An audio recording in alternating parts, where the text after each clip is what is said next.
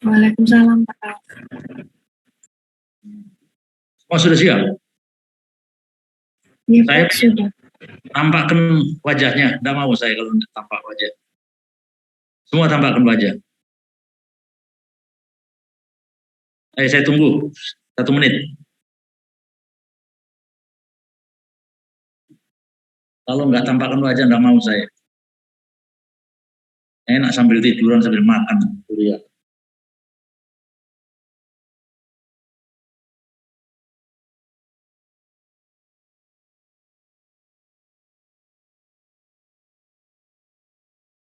Mana yang lainnya? Ayo cepat.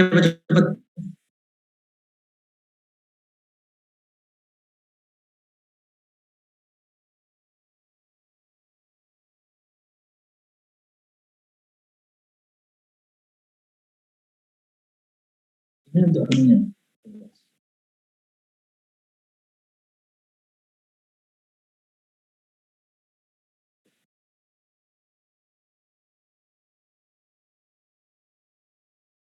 Terima kasih. Sudah. Berapa orang ini? Seharusnya 55, Prof. Namun ini ada 2 yang belum join lagi berusaha saya hubungi.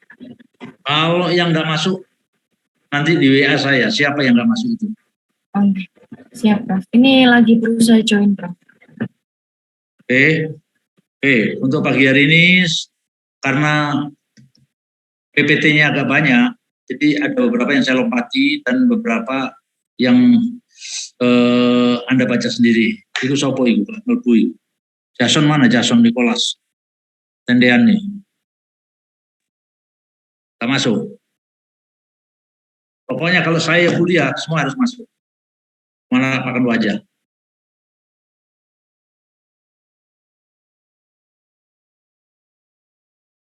Oke ya, saya share screen dan saya mulai.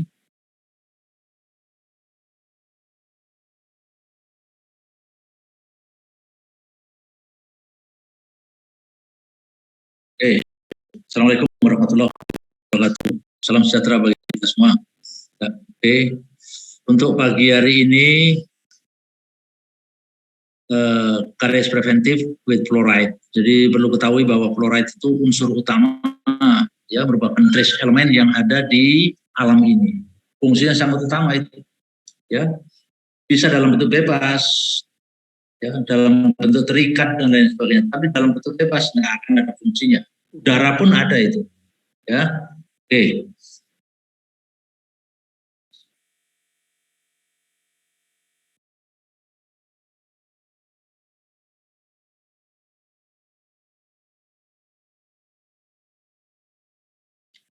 Oke, tujuan instruksional umum dan TIK khusus nggak perlu, itu Anda baca sendiri. Kemudian referensi, ini Anda baca sendiri bisa, nanti mencari referensinya di situ. Penyebab karies, ini penyebab karies secara umum ini sudah Anda ketahui, region, host, time, environment, itu sudah ada. Kolaborasi dari 4 faktor ini akan menyebabkan karies. Kalau tidak ada, ya, salah satu tidak ada, ya tidak mungkin lah. Ini yang konsep lama, tapi konsep baru nanti ada di slide berikutnya. Kalau penjagaan karies agent, ya, yang bisa dilakukan sendiri oleh pasien, itu mengurangi waktu kontak dengan makanan-makanan yang, ya, itu, yang diet sukrosanya tinggi. Environment, lingkungan suasana rongga mulut, ini bisa pasien bisa meningkatkan oral hygiene, ya, mengurangi diet. Ini ada kaitannya dengan kuliah diet dan karies gigi serta fungsi saliva, ya. Terus kemudian waktu, ini pasien bisa melakukan sendiri peningkatan oral hygiene, memanage waktunya, mengurangi lama kontak. Jadi faktor-faktor tersebut secara konsep, secara umum itu udah apa ya, udah basi itu katakanlah. Nanti ada konsep-konsep baru tentang karies ini. Bus, ya, nah mungkin kalau ini bisa. Ini dokter ya, bus, mosok gigi mau dihilangkan, ya, mungkin kan. Tapi mengatur, membuat komposisi gigi yang baik, ya, memperbaiki bentuk gigi itu oleh dokter gigi, memperbaiki susunan gigi. Karena kecenderungan nanti berdasarkan itu mudah terjadi karies karena bagian-bagian yang susah dibersihkan. Itu konsep umum, itu sudah biasa itu. Anda harus tahu itu. Nah, sekarang gini, yang saya terangkan ini konsep tentang karies. Konsep karies tapi melibatkan beberapa faktor yang berkaitan dengan ini sosial kelas. Tapi sosial kelas itu pengaruhnya nggak terlalu signifikan. Masih wong sugih, masih banyak uang, tapi kalau tidak memperhatikan kesehatan mulut itu sama aja. Kemudian budaya, culture, dan semuanya yang ada di sini. Jadi nanti saya bisa membuat soal di sini, bagaimana hubungan antara social class dan ini dengan konsep karies yang telah ada. Bisa saja saya buat itu. Ya, ini dicamkan. Tolong diperhatikan. Kemudian kita menginjak ke substansi utama, fluoride. Ini merupakan trace element ya, saya katakan dulu banyak di dalam tanah, pembuluhan udara. Unsur yang paling diperlukan ya, berkembang gigi dan tulang. Karena domain kita adalah di rongga mulut, jadi kita utamakan gigi dan tulang tentunya. Tapi fluoride ini juga memiliki efek toksik, memiliki efek toksik. Perlu dipertimbangkan. Jaringan apa saja yang terlingkup dalam toksik. Nah, ini kalau penelitian ini tidak terlalu signifikan, tapi Anda perlu tahu ini pengaruhnya itu. Nah ini kita mulai dari yang paling tua. Saya aja belum lahir, bapak saya belum lahir.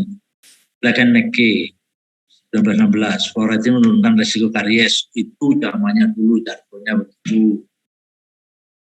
Tapi penelitian belum terungkap bagaimana mekanismenya dan lain sebagainya. Penelitian yang sama dilakukan oleh di China, Inggris, Argentina, Jepang. Tapi belum menggambarkan tentang bagaimana reaksinya itu fluor, manfaatnya, dan dalam menjaga karies itu bagaimana. Tahun 30-an ini sudah ada konsentrasi fluoride, itu sudah ada dalam air minum. Ini tujuannya tentu bagi daerah-daerah yang kadar fluornya sangat kecil atau rendah di bawah batas. Nanti ada batas optimum pada daerah itu yang bisa dikonsumsi berapa ada. Ini Volcker 1940. Nah ini mulai tampak ini ya. Mulai tampak bagaimana bisa menjaga karies. Lah itu karies di bawah itu. Ini Anda pahami ya reaksi kimianya. Kalau Anda mau menghafal saja, ada apa-apanya. Pengertian yang paling penting, ya, bukan hafalan. Terus ini reaksi kimianya begini. Jadi hidroksiapatit yang ada dalam 6L ditambah klorida asal menghasilkan fluorapatit. Nah ini, Anda harus bisa menuliskan ini. Gugus OH-nya itu untuk apa? Abilitas daripada reaksi dan lain sebagainya itu harus ada, tahu. Kemudian DIN 42 ini juga. Ya. Saya sendiri tahun 95 ini. Ini 95 di Asam Bagus itu 0,09 sampai 0,1 ya ppm. Artinya ppm itu part per million. Artinya part per million itu 1 miligram fluorida dalam 1 liter. 1 miligram fluorida dalam 1 liter. Ingat ya itu. Itu ada fluor 0,1 sampai 0,2 ppm. Prevalensi kariesnya 1. Kemudian meningkat lagi. Yes, memang bisa turun, tetapi efek yang signifikan terhadap enamel gigi. Mekanismenya bagaimana? Nah, di belakang ada. Ini daerah 95 itu sudah saya teliti itu. Nah, ini ada penelitian penunjang bahwa bagaimana pekerjaannya fluorida itu. Nah, ini tahun 2011 gitu ya.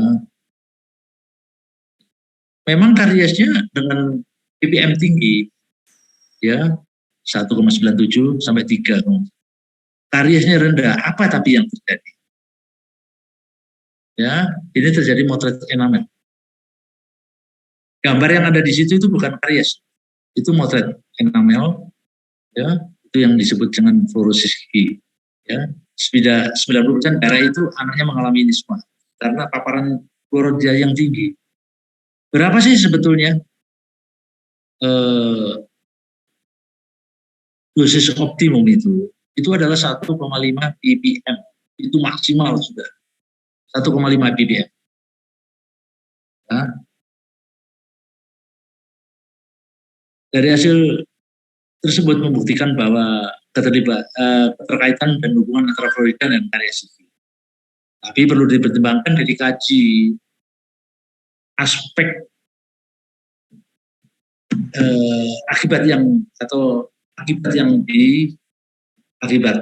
yang diberikan akibat dari konsumsi fluorida tersebut dan variabel-variabel apa yang bisa menambah parahan daripada kelainan tersebut.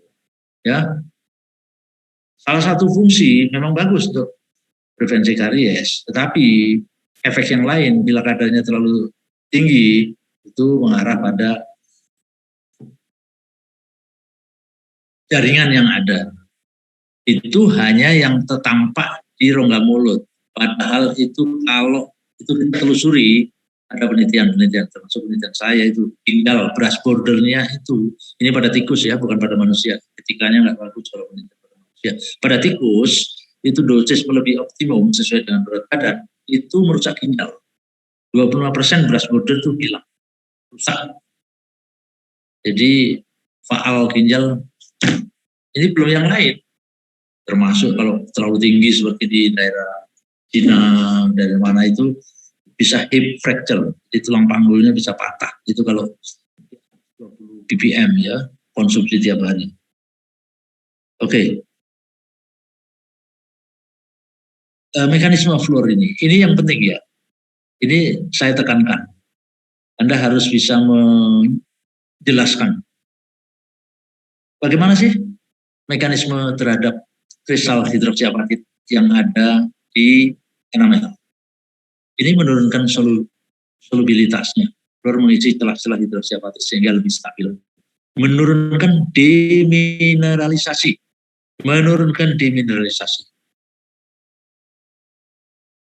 Saya katakan tadi ikatan hidrogen yang reaksi tadi lebih kuat sehingga tahan terhadap asam.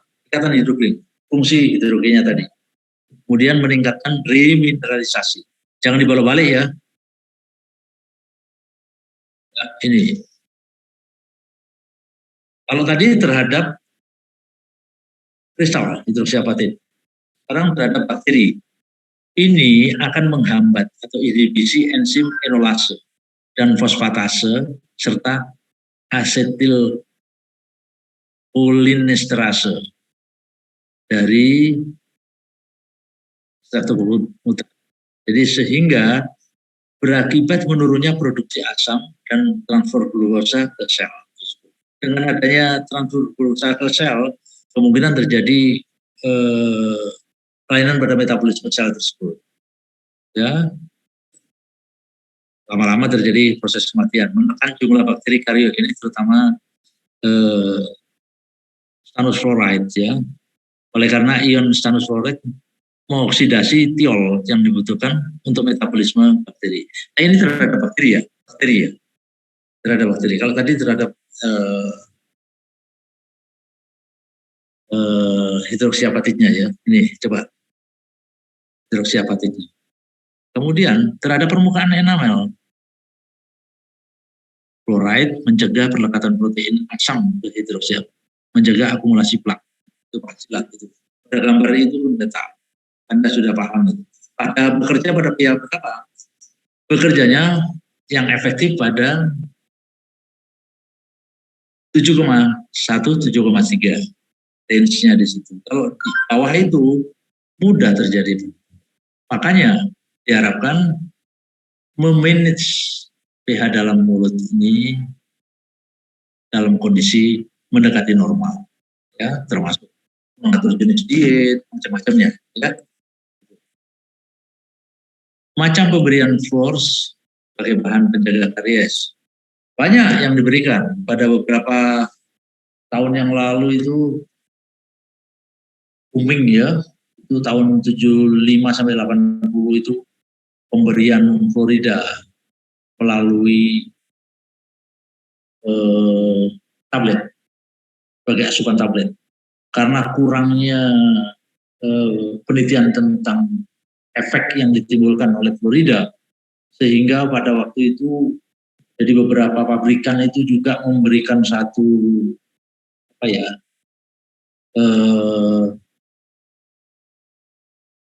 jenenge itu, Dek, iklan yang demikian rupa, sehingga para dokter gigi itu tanpa melihat, tanpa memperhatikan, karena penelitian masih belum berapa menjelaskan tentang efeknya banyak. Akhirnya beberapa outcome-nya ini beberapa akhir tahun ini anak-anak muda juga terjadi kelainan pada ginjal. Sistemik. Nah, bisa dalam bentuk padat dan cair. Padat bisa berupa pilet, fluor diabsorpsi masuk ke peredaran darah dan mencapai benih gigi. Ya, ini alurnya yang sedang berkembang. Ya, kalau sudah maturasi, ini sudah erupsi. Secara sistemik itu tidak berpengaruh terlalu banyak, paling 0,1%. Makanya diberikan lewat topical. Pemberian melalui sistemik ini sebetulnya bisa diekspresi melalui saliva, keringat, gingival reticular fluid, maupun lewat ginjal. Yang utama itu lewat ginjal memang, urin, ya. Kalau sistemik tadi ini melalui beberapa organ, tapi kalau topikal langsung pada giginya. Ini diutamakan pada gigi yang telah mencapai maturasi. Ya. Fluor sistemik juga melalui air minum. Tapi beberapa negara sudah tidak merekomendasikan. New Zealand, United Kingdom, Australia, dan beberapa tidak memberikan rekomendasi. Karena apa?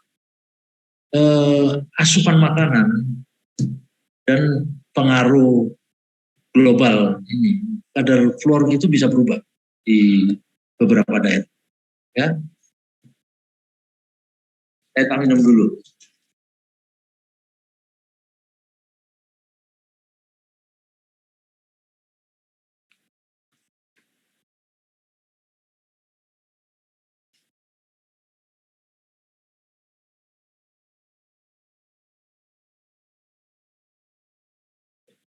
Saya lanjutin. Bisa dalam makanan, minuman. Tapi makanan di Indonesia ini sudah, teman kita itu alhamdulillah ya, sudah banyak fluor yang terkandung dalam makanan minuman. Ada susu juga. Tapi nanti saya terangkan. Kalau fluorida itu diminum bersama kalsium, bagaimana? Ya, nanti di belakang ada suplemen, bisa tablet, drop, lozenges. Ya. Secara sistemik, absorpsinya di lambung. Usahakan lambung tidak kosong, tidak boleh itu, karena sifatnya asam, fluorida. Ya, bisa terjadi tukak lambung itu. Dapat menembus plasenta. Makanya pada ibu hamil itu kadang-kadang kalau daerah-daerah tertentu diberikan fluorida. Ekspresinya melalui urin, feses, ASI, ringan. Jumlah kecepatan absorpsi dipengaruhi bentuk fisik. Kalau cair tentunya lebih padat atau lebih kuat dibanding padat. Ada tidaknya makanan dalam lambung. Kalau lambung terisi itu memang absorpsinya agak lambat, tapi jangan kosong. Kalau kosong karena sifatnya asam, itu bisa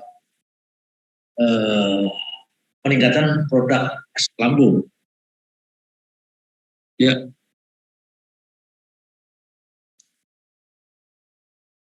Komposisi susu dalam lambung. Kalau kita minum susu dengan asupan kalsium yang banyak, ini menghambat menjaga absorpsi fluor. Karena fluor akan diikat oleh kalsiumnya, sehingga diekspresi keluar. pH lambung rendah mempercepat absorpsi, memang, tapi meningkatkan produksi asam lambung. Nah, jadi sebaiknya itu dalam lambung terisi, tapi tidak terlalu penuh. Mobilitas GI tract menurunkan saat diare. Dan baca-baca ya. Kandungan obat per oral misalkan ion kalsium itu berikan setengah ion F menghambat absorpsinya. Saya katakan tadi kalsium. Kalau kalsium diberikan bareng sama fluorida efektif. Karena diikat, CaF2 diikat melalui feses dan urin. Nah, ini baru saya buatan soal nanti. Distribusi fluorida dalam tubuh, ya. Ini bisa Anda baca ini. 1-5% jaringan lunak terutama ginjal, hati, paru, ya. Tapi skemanya Anda bisa baca sendiri, ya. Fluoridasi air minum. Sekarang ini banyak negara-negara maju ya, itu sudah tidak meninggalkan lah itu, karena asupan itu sudah banyak pada air minum dan makanan-makanan tertentu. Jadi dengan adanya pengaruh global dunia ini, tanah itu berubah sehingga posisi-posisi yang dulu di mana pada daerah-daerah tertentu yang fluoridanya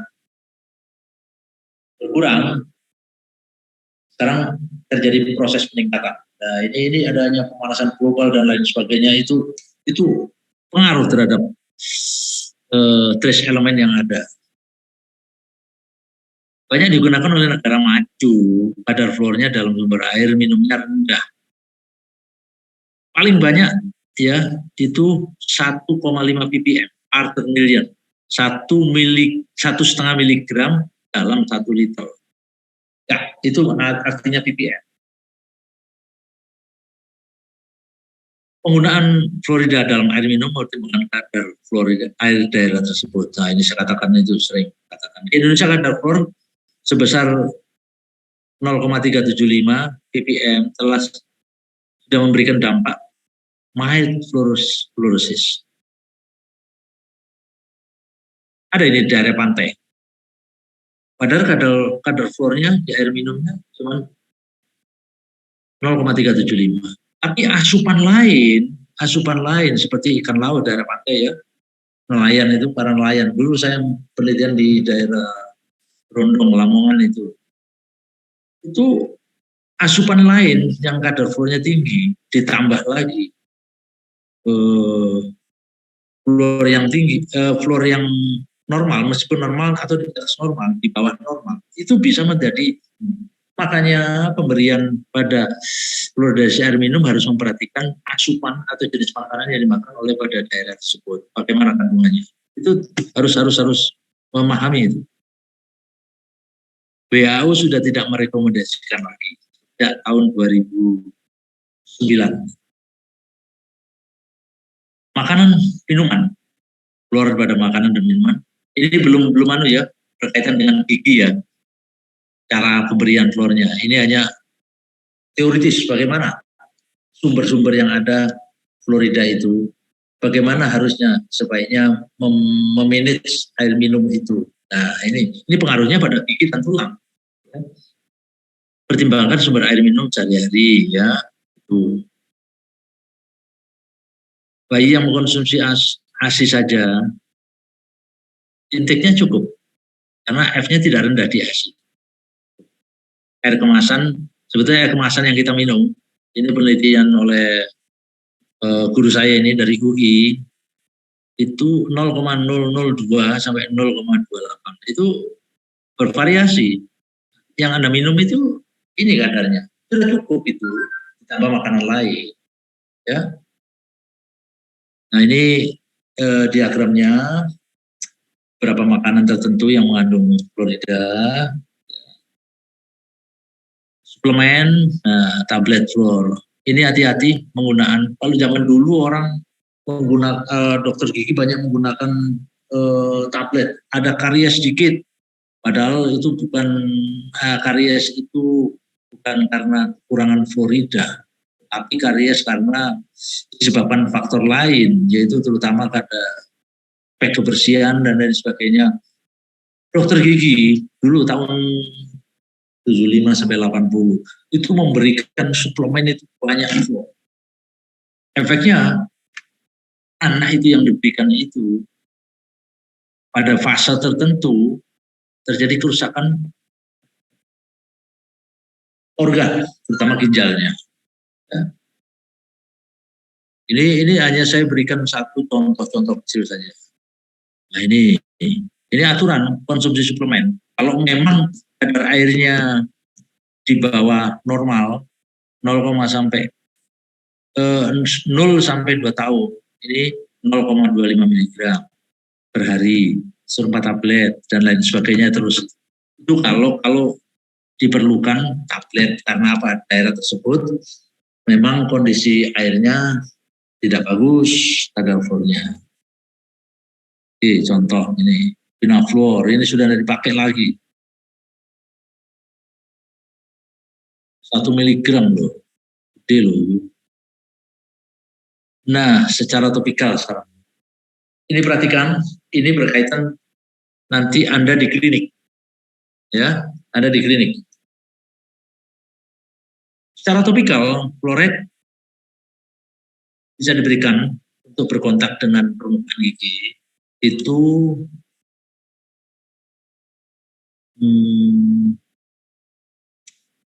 sodium fluoride preparatnya ya. Stannous fluoride 8%, kalau sodium fluoride 2%. AFP 1,23%. MFP apa itu ada nanti, itu ada di singkatannya ya. SMFP, amin atau diamin fluoride, stannous hexafluoris zirconat SNSRF6.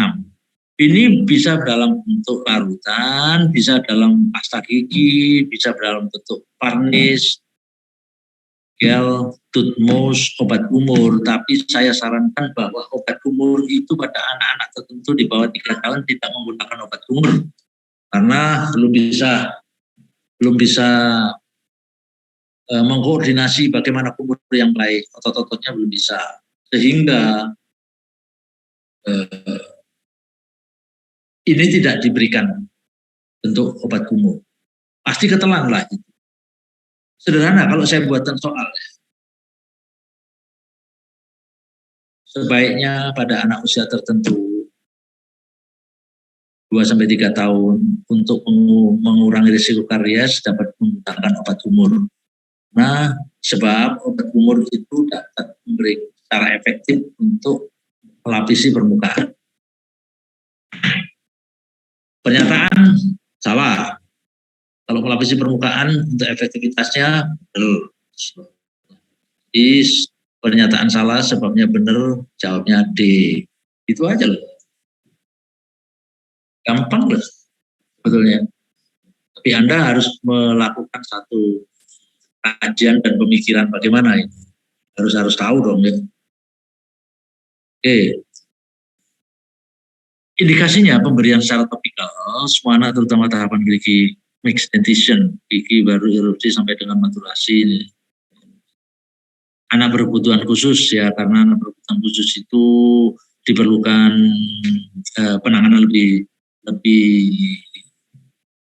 khusus. Karena apa? Mereka tidak bisa menyikat gigi sendiri dan kondisi rongga mulutnya kurang bagus, jadi perlu diberikan. Ya. Pada perawatan paripurna dengan anestesi umum, anak kecil yang masih belum bisa berkumur, saya katakan. Jumlah aplikasi NaF 2%, sodium fluoride 2% itu 2 kali dalam setahun. Anus fluoride 8%, 1-2 kali. Enggak. Jadi APF ini 4 kali dalam setahun. Tapi yang digunakan di klinik biasanya sodium fluoride, ya, 2%. Kadang-kadang stanus itu bisa dia, bukan preparatnya bisa. Tetapi ini harus ada tekniknya memberikan. Nanti saya anukan tekniknya. Ada berkaitan ini karena ada berkaitan nanti bekerja di klinik. Bagaimana aplikasi fluorida itu? Ya.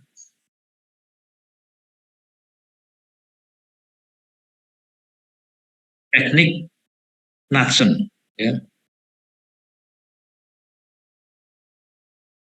Aplikasi banyak dianjurkan khususnya untuk sodium fluoride 2%. Dianjurkan untuk anak usia 3, 7, 4 tahun. Kenapa anak ini? Ini anak ini dalam masa proses berkembang, ya. Bagus. Jadi visit pertama gigi dibulas, disclosing agent untuk mengetahui, ya. Dan ini tekniknya ya, tekniknya. Nanti bisa saya buatkan soal untuk ini. Tekniknya bagaimana ini?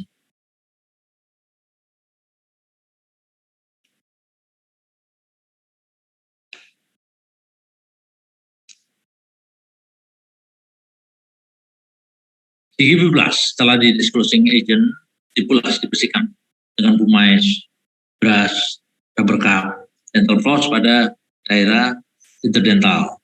Kemudian kumur-kumur. Gigi diisolasi, cotton roll. Rahang atas dan rahang bawah pada satu sisi dan cotton roll, ya. Ada 4 kuadran di dalam mulut kita. Bukan regio ya. Saya katakan kalau regio saya suruh pulang, enggak ada. Bilang regio. Saya katakan itu kuadran. Ada 4 kuadran. Atas, kiri kanan. Bawah, kiri kanan. 4 toh, ya. Sebaiknya dilakukan pada atas dulu aja lah. Kalau bawah itu kalau bawah dulu nanti ya ini alternatif ya.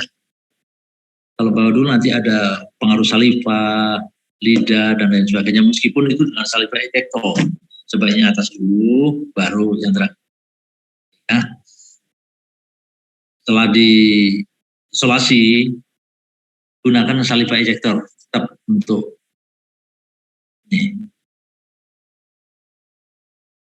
Isolasi daerah kerja bisa tidak terjadi salivanya daerah situ ya. Setelah itu gigi dikeringkan dengan air spray, jangan terlalu keras air spray. Ulaskan sodium fluoride pada permukaan gigi, ada itu ada anunya ya, ada kuasnya itu apa ya, aplikator ya, kotak aplikatornya ada itu. Kemudian yang pada satu kuadran itu, kuadran misalkan kanan atas, dilakukan dulu, ya.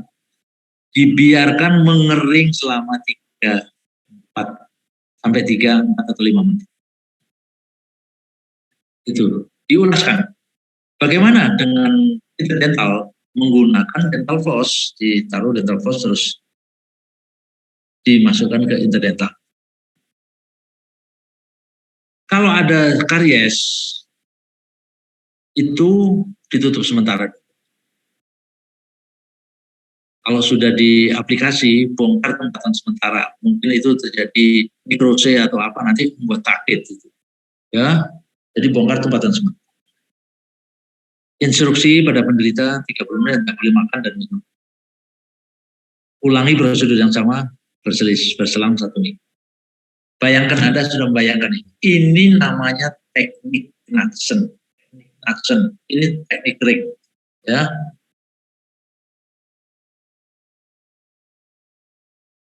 Single aplikasi teknik. Penggunaan dengan stannous fluoride 8%. Urutan kerjanya hampir mirip. Perhatikan ya, ini hampir mirip teknik kering Knudsen. Bedanya, kalau pada teknik Knudsen, kalau sudah diulas, dibiarkan kering sampai 3-4-5 menit. Tetapi kalau ini dibiarkan basah dengan cara mengulasinya 15-30 detik selama 4 menit. Sama-sama 4 menit keringnya. Tapi kalau ini dibiarkan terus dibasahi, kalau tadi yang kering. Ini ada tujuannya. Tentunya. Ya.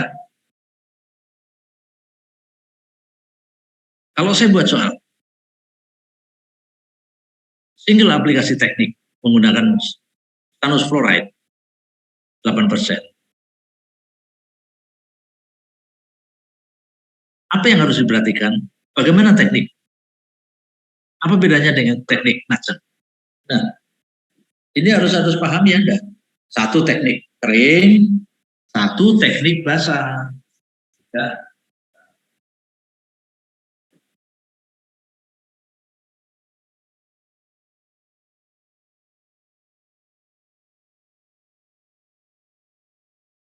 Oke, saya lanjutin. Ya, ini perhatikan. Ini yang berkaitan pada pasien Anda. Kalau tadi teori pendukung, mulai dari bagaimana kerjanya, terus kemudian ini sekarang aplikasinya. Ini paling penting ya.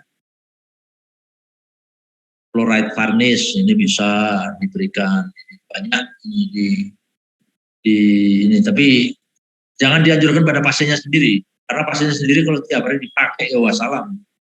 Ini dokter yang harus melakukan Anda ini ya. Nah ini contoh varnish. Pasta gigi. Nah pasta gigi ini, pasta gigi mengandung 1,1% sodium fluoride, 5000 ppm. 0,4%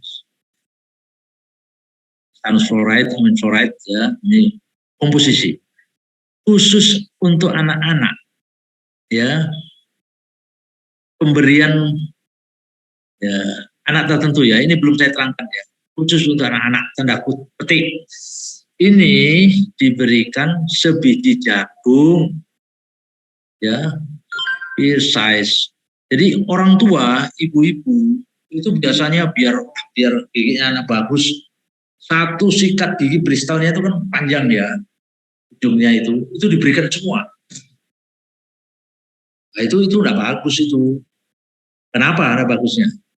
Kesempatan tertelan itu lebih banyak. Cukup sebiji jagung. Ya, ini berkaitan dengan toksisitas.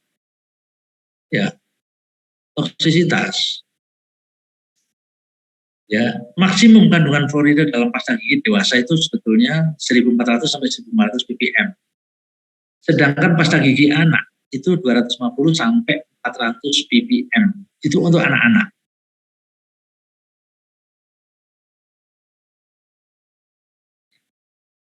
Tetapi saya sarankan anak di bawah 3 tahun.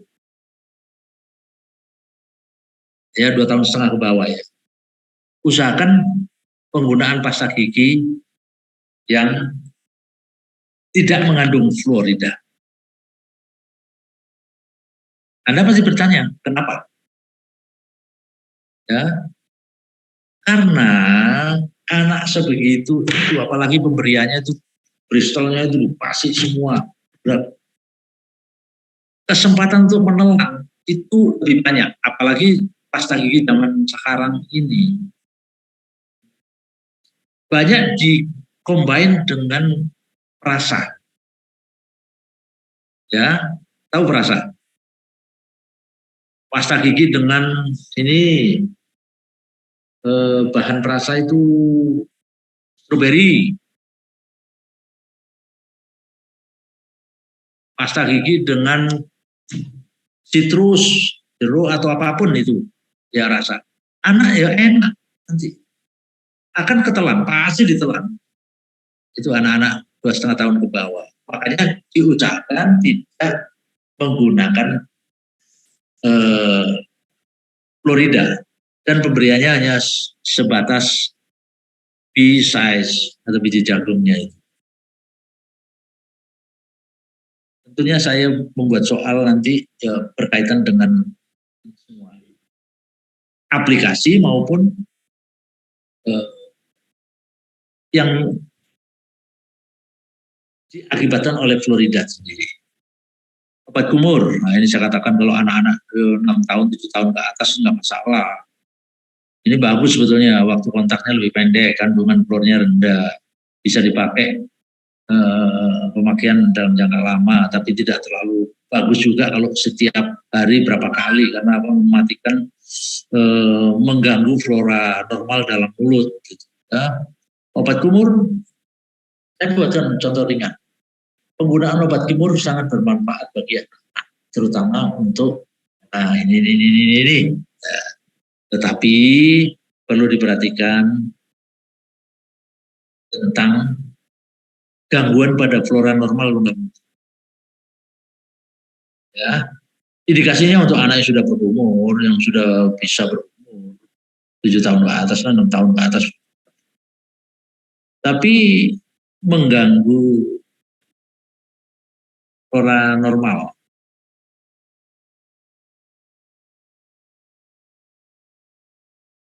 Oke.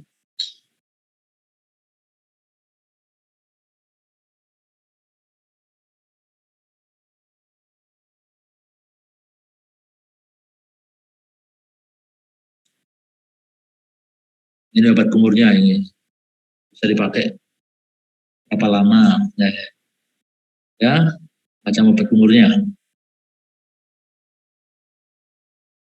sebanyak 10 ml dikumur selama 1 menit. Tetapi kadang-kadang ini ditambah air karena apa?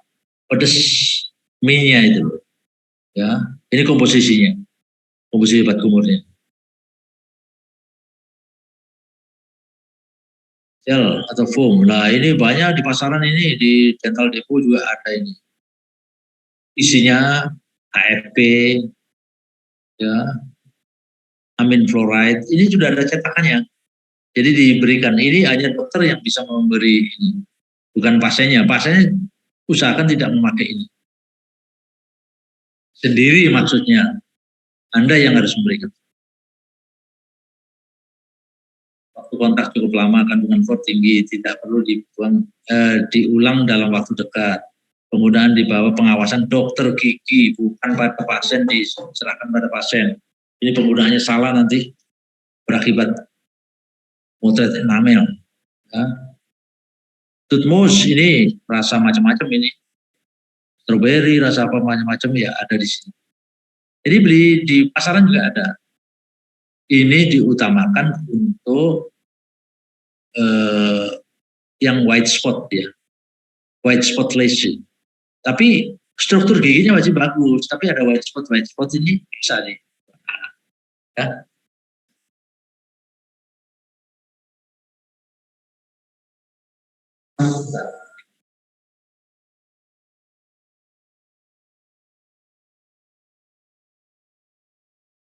Saya memberi kuliah ini.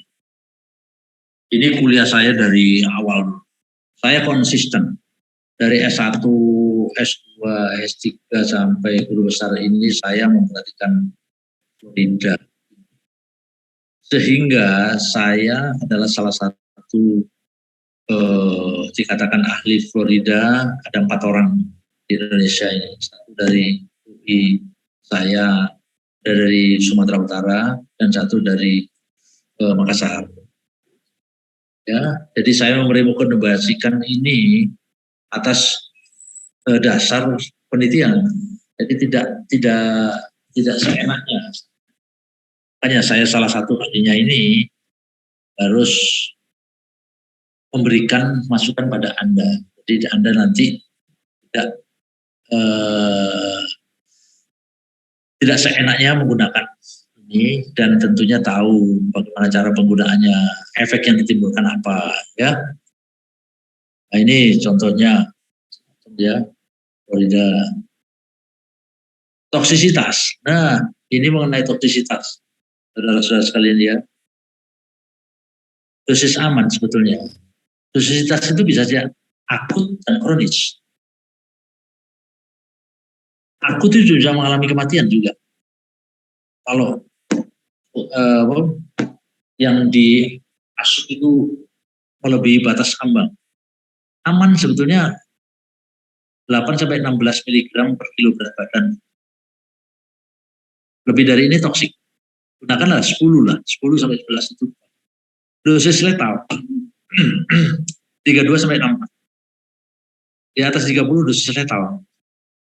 Kematian bisa. Tapi bukan di sini, banyak digunakan untuk di ini. Luar itu dosis letal itu banyak terjadi. Pusing, mual, muntah, tekanan darah menurun, akhirnya meninggal. Dosis letal. Ini penggunaannya hati-hati. Penggunaan secukupnya dan sesuai dengan anjuran dokter serta beberapa literatur yang mendukung. Ya. Faktor pengaruhi toksisitas rute administrasi cair, ya, absorpsi lebih cepat. Usia semakin muda semakin parah nanti kelainannya ini. Karena reaksi toksiknya akan lebih cepat. Ya. Akut mual, muntah, sakit perut, diare, hipertensi, nadi lemah, depresi. Ya, ini penggunaan yang tidak ada tempatnya dengan kondisi kelebihan daripada kronis. Nah, ini kalau kronis sesuai dengan penelitian saya yang sudah di beberapa daerah itu dental fluorosis, motret enamel, ringan sampai berat tergantung dosis fluorida yang diasup. Ini ada gambar-gambarnya tuh tadi. Nah ini gambar-gambar fluorida, fluorosis bukan fluorida, akibat fluorida, bukan fluorida itu terutama ini.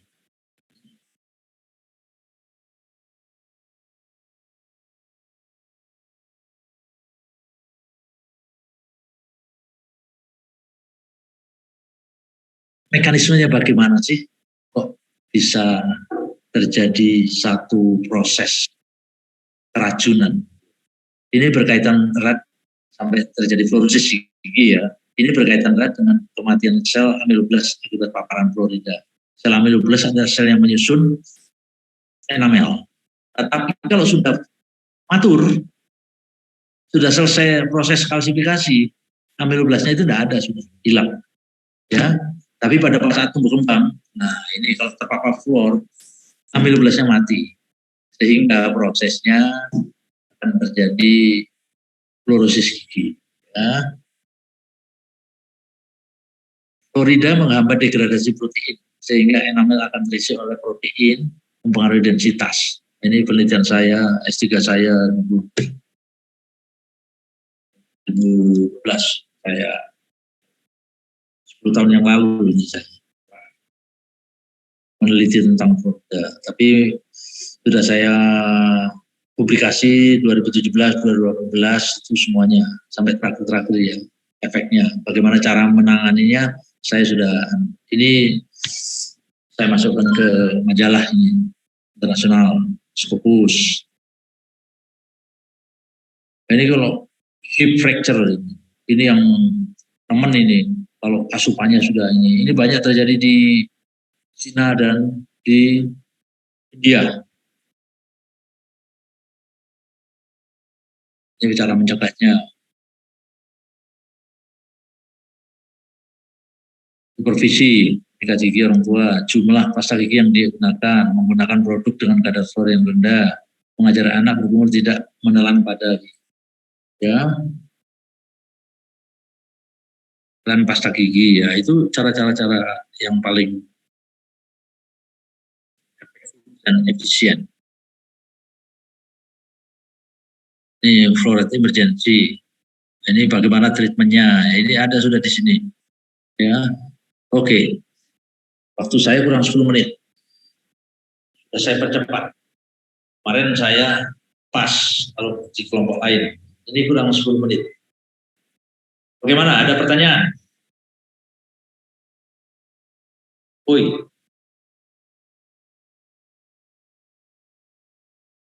Ada pertanyaan?